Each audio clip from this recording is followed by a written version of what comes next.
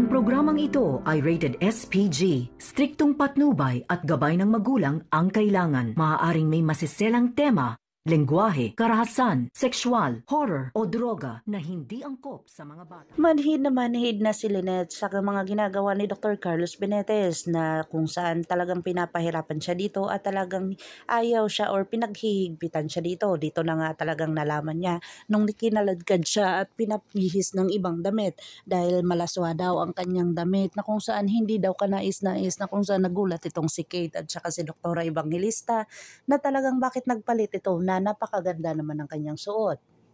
Sabay tumingin ito kay Dr. Carlos Benitez at sinabi niya dito na hindi daw siya komportable kaya pinalitan niya ang kanyang damit, pero ramdam naman nila ni Dr. Kate na talagang si Dr. Carlos ang dahilan. Dito na nga si Annalyn ay nagtataka na kung wala pa rin ang kanyang lolo. Dito na nga ay nakita niya itong si Moira at talagang porsigido ito na may kinalaman ito sa pagkawala ng kanyang lolo. Tinawagan niya si Zoe pero wala daw, hindi daw kasama ni Zoe ang kanyang lolo at wala siyang pakialam at talagang hindi daw sila magkasama. Dito na nga ay tinawagan niya ang kanyang ama ay hindi naman sumasagot, pero ito nga si Giselle ay talagang rumesponde ito dahil tinawagan niya at talagang sinabi niya dito kay Dr. RJ Tanyag na nawawala daw ang kanyang papa.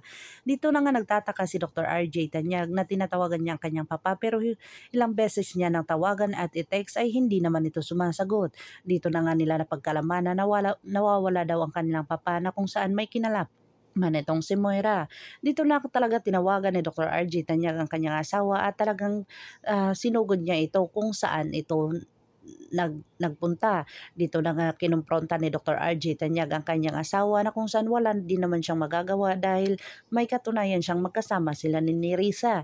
Dito na sinabi ni Nerissa sa kay Moira na kung may kinalaman ba talaga sa pagkakawala ni Don Pepe. Inamin naman ito ni Moira na talagang may kinalaman siya at kung saan ayaw ni Nerissa na madawit sa mga kalokohan na ginagawa ni Moira. Dito na nga nangako si Moira na hindi daw siya madadawit at talagang mag-iingat daw siya, pero nginid sa kalaman ni Moira ay talagang sinundan siya ni Giselle dahil malakas ang kutob ni Giselle na may kinalaman si Moira sa pagkawala ng kanilang papa. Dito na kaya si Don Pepe makakaligtas sa kamay ni Moira na kung saan babayaran niya ng 10 milyon ang nagtagabantay sa kanya o kung saan talagang maaabutan ni Giselle itong si Don Pepe doon na wala ng malay or talagang si Don Pepe ay makakaligtas doon at talagang maaabutan ni Giselle doon kung saan pumunta si Moira. Pakakabangan natin ang mga susunod pa na episode na ito. Ang abot kamay na pangarap. Kung bago lang po kayo sa aking channel, please like, share, and subscribe para ma-update po kayo sa mga susunod pa. Yun lamang po at maraming salamat.